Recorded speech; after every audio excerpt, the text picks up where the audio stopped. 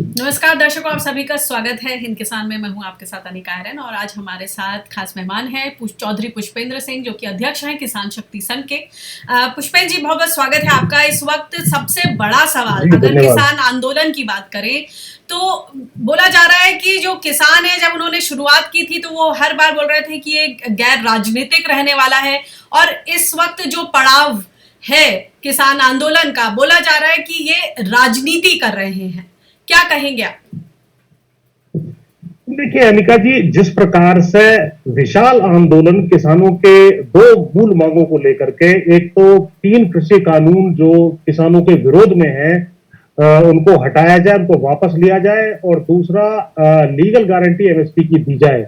इन दो मूल मांगों को लेकर के लगभग अब तो 4 महीने ही होने वाले हैं।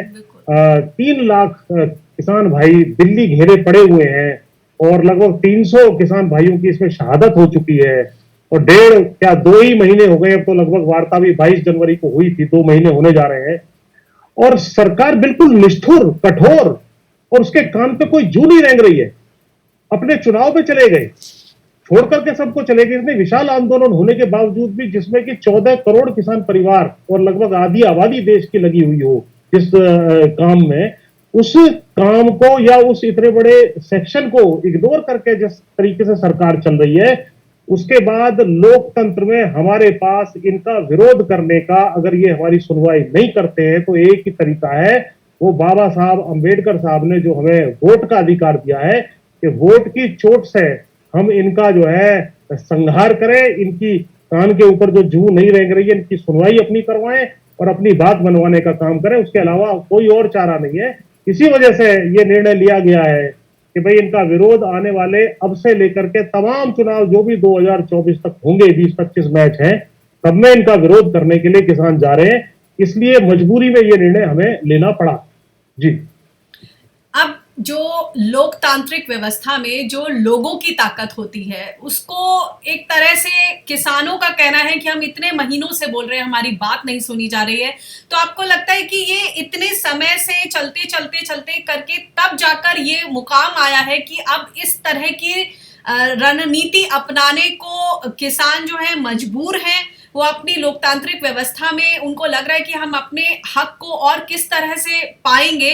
तो ये जो रणनीति है, ये कितनी वेल एसेस्ड है? आपको क्या लगता है? कहीं सरकार को लग रहा है कि ये राजनीति पर आमादा आ गए? कई लोग आप पर तोहमत लगा रहे हैं कि आप विपक्ष की टीम बी बनकर उभर रहे हैं।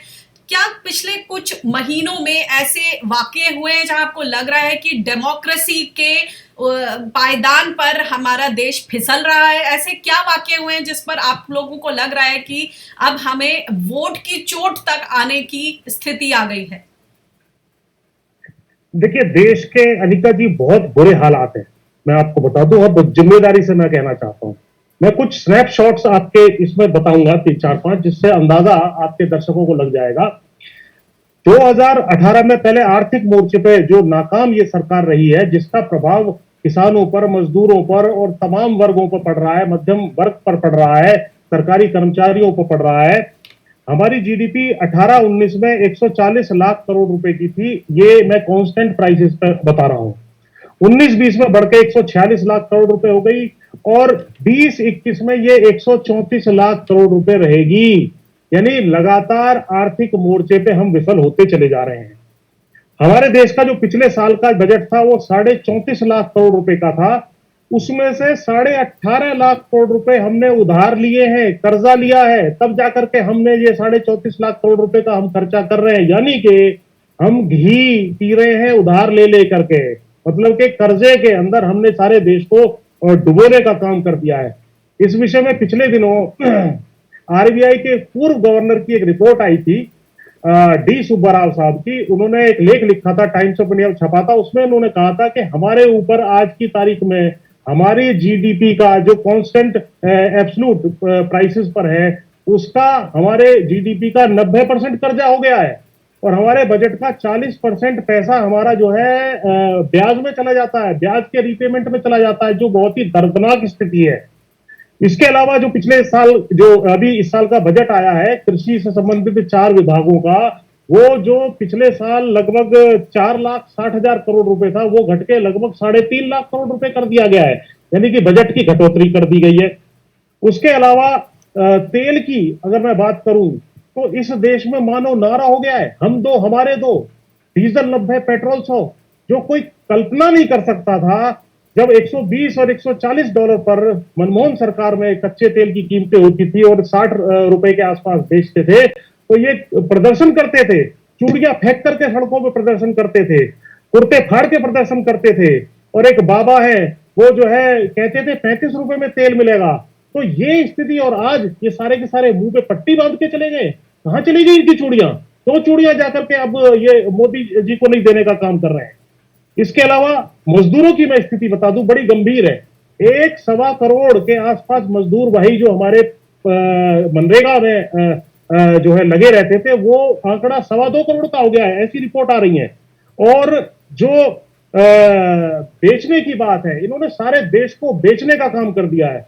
मान लो सरकार नहीं चल रही है, प्राइवेट लिमिटेड कंपनी जिसके मालिक अदानी अंबानी है, ये हमारे नरेंद्र मोदी जी केवल उनके अदानी अंबानी के मुनीम के रूप में सारे देश को, चाहे वो अभी पिछले दिनों इंडियन एक्सप्रेस में 2-3 दिन पहले आया था, रेलवे हो, टेलीकॉम हो, रोड सेक्टर हो, पावर सेक्टर हो, या स्पोर्ट्स के स्टेडियम हो, या हवाई जहाज हो, और पेट्रोलियम नेचुरल गैस हो, शिपिंग हो, वाटरवेज हो, तमाम चीजों को बेचने का काम ये मोदी सरकार कर रही है। जो कहते थे कि हम देश नहीं दिखने देंगे, सारे देश को इन्होंने बेचने का काम कर दिया है, बैंकों को बेचने का काम कर दिया है, पीएसयूज को बेच रहे हैं, सारे के सारे कर्मचारी वहां पर जो है सड़कों पर बैठे हुए हैं। और जो आपने बात कही फ्रीडम इंडेक्स के बारे में, बात बात पर यदि कोई ट्वीट कर दे, इस देश में कोई युवा लड़की ट्वीट कर दे तो उसको जेल में डाल दिया जाता है।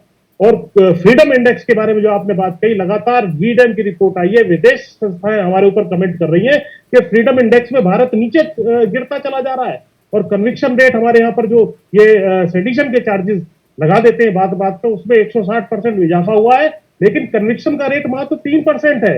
यानी आप अपने संस्थाओं को, जिनको मैं पाइस कहता हूं, police, IB, income tax, CBI, ED, और अब तो इसमें एनआईए भी जुड़ गया है, तमाम अपने विरोधियों को पस्त करने के लिए, उनको ध्वस्त करने के लिए, उनका मुंह बंद करने के लिए आप इस्तेमाल कर रहे हैं।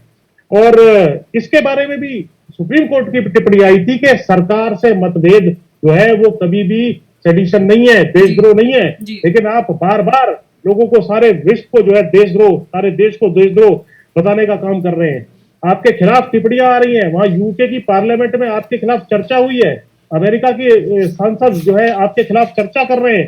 तो इस तरीके से देश चलने वाला नहीं है। इस बारे में एक बड़ा अच्छा लेख लंदन बिजनेस स्कूल के एक प्रोफेसर ने पिछले दिनों लिखा था कि जिस प्रकार ट्रंप ने अपने यहाँ पर सारे देश को, संस्थानों को और लोकतंत्र को अमेरिका में कुचलने का काम किया था, उसके खिलाफ सारा देश उठ खड़ा हुआ था, सारे संस्थान उठ खड़े हुए थे, मीडिया, जुडिशरी, सिविल सोसाइटी के लोग उठ खड़े हुए थे। इसी प्रकार हमें अपने देश को बचाने के लिए, जिसको मैं कहता हूं एक बैल की दाएं इस देश में चल रही है, जो तमाम संस्थानों को कुचलने का काम कर रहा है, उससे बचाने के लिए खड़ा होना पड़ेगा, नहीं तो लोकतंत्र और देश को ये बर्बाद करने में कोई कसर नहीं छोड़ेंगे। जी पुष्पेंद्र जी, इससे जुड़े जो भ्रम है, कृषि कानून से जुड़े भ्रम, उसको लेकर भी अगर हम बात करें तो सरकार विज्ञापनों पर काफी रुपए खर्च कर रही है। राज्यसभा में ये सवाल उठा तो मैं पढ़ देती हूँ कि राज्यसभा में सांसद सैयद नासिर हुसैन और राजमणि पटेल ने ये प्रश्न उठाया कि सितंबर 2020 से जनवरी 2021 के बीच सरकार के कृषि कानूनों के संबंध में भ्रांति दूर करने से संबंधित प्रचार अभियान पर कुल कितने रुपए खर्च हुए। तो उस पर मैं ये आंकड़ा देना चाहती हूँ दर्शकों को भी। तो उसमें ये जवाब दिया गया सरकार की तरफ से कि लगभग 7 करोड़ 26 लाख रुपए जारी करने का वादा किया है bureau of outreach and communication ने। तो मुझे ये बताइए, जब सरकार इतने रुपए खर्च कर रही है, ये तो पार्लियामेंट, संसद में पूरी बहस होने के बाद कायदे से ये जो बिल हैं वो लॉ बनते हैं, लेकिन यहाँ पर हम सबने देखा है कि किस तरह से ध्वनि मत से पारित हुआ और अनकॉन्स्टिट्यूशनल तरीके से इस पर भी बातें उठती रही हैं। तो अब आपको क्या लगता है, जो इतने 7 करोड़ से ज्यादा की रकम खर्च हुई, उसके अलावा जो प्रिंट मटेरियल है वो अलग है, तो अभी भी लोगों को ये लोग जो है अपना विरोध जारी रखे हुए हैं। ये आंदोलन साउथ में जा रहा है, पश्चिम बंगाल से अब अगले कुछ दिनों में साउथ में, कर्नाटक में, उसके बाद आंध्र प्रदेश, तेलंगाना, तमाम जगह ये आंदोलन पहुंच रहा है। आपको क्या लगता है कि इसमें ये राजनीति हो रही है या किसानों के आजीविका की लड़ाई है? वो अपनी इस बात को सामने रखना चाह रहे हैं कि वही उनके लिए धर्म है, एमएसपी कानूनी बाध्यकारी बने।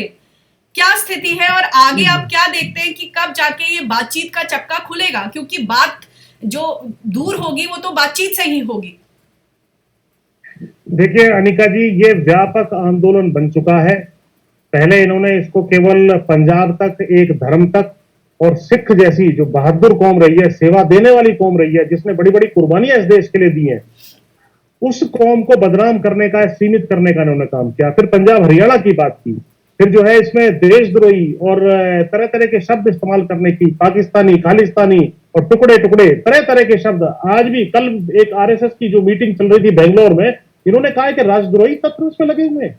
अरे आप आरएसएस वालों, मैं चैलेंज करता हूं आपको, आप हमें देशद्रोह और देशभक्ति का पाठ पढ़ाओगे? 50 साल तक आपने नागपुर में तिरंगे झंडे को नहीं लहरने दिया था, नहीं फहराया था। आप बताओगे हमें राष्ट्रद्रोह क्या होता है और देशद्रोह क्या होता है? एक उस तिरंगे में एक बेटा हमारा शहीद होकर के सीमा से आता है और एक बेटा हमें सारा देश का पेट भरने का काम करता है। आप हमें जो है देशभक्ति का पाठ पढ़ाने चले हो? ये एक बैल की दाएं और एक संस्था आरएसएस सारे देश को बर्बाद करने के लिए निकला हुआ है। सारे देश को सचेत होना होगा। आज ये व्यापक विस्तार, ये आंदोलन लेता चला जा रहा है। इसमें छात्र भी, जो बेरोजगार नवयुवक और युवा धक्के खा रहे हैं, जो इन्होंने 2 करोड़ रोजगार हर साल देने का वायदा किया था, उसमें ये फेल रहे हैं। इसी प्रकार से मजदूर इसमें जुड़ चुके हैं। इसमें छोटे व्यापारी जो जीएसटी के माध्यम से बर्बाद करने का काम किया था, वो जुड़ चुके हैं। पैरामिलिट्री फोर्सेस, तमाम जो हमारे सरकारी कर्मचारी हैं, उनकी इन्होंने पेंशन भत्ते काट दिए हैं, भत्ते डीए फ्रीज कर दिया है, वो लोग इसमें जुड़ गए हैं। तो ये व्यापक आंदोलन बनता चला जा रहा है। ज्योग्राफिकली भी सारे राज्यों में फैलता चला जा रहा है। सभी वर्ग इसमें जुड़ गए हैं। मध्यम वर्ग को आज नौकरी नहीं मिल रही है, वो आधी आधी तनख्वाहों पे काम करने के लिए जो है मजबूर हो रहे हैं, और 100 रुपए में पेट्रोल, जैसा मैंने बताया, खरीदने के लिए मजबूर हो रहे हैं। ये बड़ा विशाल आंदोलन चलता चला जा रहा है और मैं बहुत जिम्मेदारी के साथ इसमें देश को बचाने के लिए भाजपा के सांसदों को भी आगे आना चाहिए। यदि वोट दे करके हमने आपको 300 सांसद बनाया है, हमारे हाथ तो 2024 तक कट गए, लेकिन भाजपा के सांसदों को मैं चेतावनी भी देना चाहता हूं, उनकी आंख भी खोलना चाहता हूं आपके माध्यम से, कि भैया अगली बार 2024 में आपकी जमानत जब्त होने जा रही है। आप इस एक बैल की दाएं से इस देश को बचा सकते हो। हमारे हाथ तो कट गए, हमने आपको वोट दे दी, संसद सांसद बना दिया, लेकिन आपके हाथ नहीं कटे। आज भी चले जाओ, 300 हो, 300 में से 155 इकट्ठे हो जाओ और इसको जो है हटा दो, अपना नया नेता चुन लो, प्रधानमंत्री बदल दो। अरे किसी गडकरी को ले आओ, किसी राजनाथ सिंह को ले आओ, और कोई तीसरा आपको जो अच्छा लगे उसको ले आओ, इससे सब अच्छे रहेंगे। इसने, अरे इनको देश चलाना आता है। किसी दिन भी ये सुबह उठे, सोचा अरे आज क्या करना है, चलिए रात को 8 बजे हम नोटबंदी कर देते हैं। किसी दिन उठे, कोई इंतजाम नहीं किया, लोग जो है लाइनों में लग लग के मर गए, सबके धंधे चौपट हो गए। फिर उठे, आज जीएसटी कर देता हूं। फिर किसी दिन इनकी समझ में आया कि भैया कोविड आ गया, चलिए सारा लॉकडाउन कर देता हूं। सारे काम धंधे, मजदूरों की कोई व्यवस्था इन्होंने नहीं की, आने जाने की कोई व्यवस्था नहीं की। सारे विश्व ने देखा किस प्रकार लाखों मजदूर, करोड़ों मजदूर जो है अपने गांव में 1.5, 2 हजार किलोमीटर पैदल जाने के लिए जा करके मजबूर हुए। कईयों की बीच में मौत हुई और आज तक उनके काम धंधे छूटे हुए हैं, वो गांव में दर दर की ठोकर खा रहे हैं। इस तरीके से देश चलेगा? अरे किस गलत आदमी को यहाँ पे गद्दी पे बैठाने का आपने काम कर दिया है। इसको जाना होगा, इसको हटा देना चाहिए। इन 155 मिलकर इसको तुरंत हटा दें, वरना देश को भी बर्बाद कर देगा। और अगली बार आप लोग भी जीतने वाले नहीं हो। भाजपा के सांसदों, इस बात को जो है कान खोल करके आप समझ लो, सुन लो। देश बचाने के लिए सबको खड़ा होना पड़ेगा। ये बताइए, वापस आते, सुप्रीम कोर्ट की कमेटी गठित हुई थी और बोला गया था 2 माह के समय में ये ग्राउंड रिपोर्ट तैयार करके सबसे राय शुमारी करके इस पर कोई फैसला लिया जा सकता है। लगभग तकरीबन वो समय अब आ ही चुका है। कभी भी सुप्रीम कोर्ट द्वारा जो ये कमेटी गठित हुई थी वो अपनी रिपोर्ट सामने रख सकती है। आप लोग का किस तरह का अंदेशा है, किस तरह की उम्मीद है इस कमेटी से? किस तरह का फैसला आ सकता है? क्या सरकार को कोई राह मिल सकती है? ये गतिरोध कहीं खत्म हो सकता है? नहीं, हमने ये सुना है कि ये कमेटी शायद इस डायरेक्शन बढ़ रही है कि एमएसपी की लीगल गारंटी की ये सिफारिश कर दे। उस चीज को ही सुप्रीम कोर्ट ये कह दे कि ठीक है भाई, लीगल गारंटी आप दे दीजिए, पहला। दूसरा, सुप्रीम कोर्ट ही इसमें इंटरवेंशन करे, कह दे कि ठीक है, आपने 1.5 साल के लिए आप तैयार हैं, तो 3 साल के लिए कानूनों को, जब तक 2024 नई सरकार और नया चुनाव नहीं आता है तब तक के लिए इसको सस्पेंड कर दो, एक कमेटी बन जाए। ये सुप्रीम कोर्ट के आड़ में कोशिश करेंगे इसको हल करने की। लेकिन अब ये चीजें इन दोनों मांगों से आगे निकल चुकी हैं। अब मांग ये नहीं है केवल, अब तो देश को बचाने का प्रश्न है।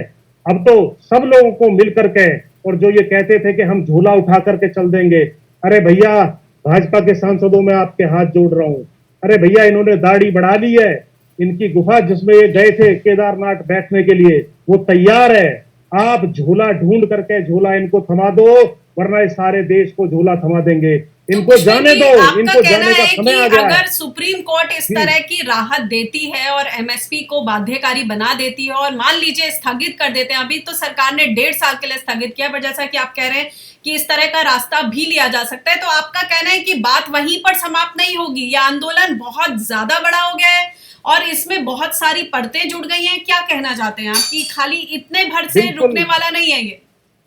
बिल्कुल, कुछ गुस्सा शांत हो जाएगा यदि इन्होंने नरेंद्र मोदी को हटा दिया, जो हटाया जा सकता है। और मेरी तो व्यक्तिगत रूप से भी काफी सांसदों से बात होती है इनके, वो कहते हैं किसी को बोलने नहीं दिया जा रहा, एक बैल की दाएं चल रही है, जिसको गांव में कहते हैं। कोई कुछ इसमें सरकार में नहीं है, ना कोई अधिकारी है, ना कोई मंत्री है, ना कोई संतरी है। केवल एक व्यक्ति जो निर्णय लेता है, जो उसके मन में आता है, वो ये कर रहा है। ऐसे देश नहीं चलता। इसमें संस्थान इसलिए नहीं बनाए गए थे। एक व्यक्ति, ये कोई भगवान नहीं है, ये कोई महामानव नहीं है। अगर ये देश का नुकसान करेंगे तो इनको हटा देना चाहिए। देश इनसे बड़ा है, देश इनसे बहुत बड़ा है। और चीन ने जिस प्रकार आपके ऊपर कब्जा कर लिया, आप 56 इंची बने घूम रहे हैं। आपको अब जाने का वक्त आ गया है। बहुत जिम्मेदारी के साथ कह रहा हूं आपको। इनको, भाजपा के सांसदों की सबसे बड़ी जिम्मेदारी है, वो टेक्निकल रूप से सक्षम है, उनके पास वो ताकत है। 155 मिल जाए, इनको हटा दें, किसी और दूसरे तीसरे को ले आए, शायद कुछ गुस्सा किसानों का, मजदूरों का, बेरोजगार युवाओं का, व्यापारियों का, मध्यम वर्ग का शांत हो जाए। वरना इस व्यक्ति पर अब कोई 1 मिनट का भी विश्वास नहीं है। इसके हाथ में देश सुरक्षित नहीं है। मैं लास्ट में कहूंगा कि नरेंद्र मोदी हटाओ, देश बचाओ। देश बचा लो मौका है, नरेंद्र मोदी एक धोखा है। नरेंद्र मोदी एक धोखा है, देश बचा लो मौका है। वरना ये सारी चीजें बर्बाद होती चली जाएंगी। 3 साल इनके हाथ में देश हम सहन नहीं करेंगे, नहीं करेंगे, नहीं करेंगे। जी पुष्पेंद्र जी, शुक्रिया आपने व्यूज हमारे साथ शेयर करने के लिए। तो ये पुष्पेंद्र चौधरी, सीधी बात मगर तीखी बात। फिलहाल इस चर्चा में इतना ही। बहुत बहुत शुक्रिया हमसे जुड़ने के लिए। नमस्कार। धन्यवाद।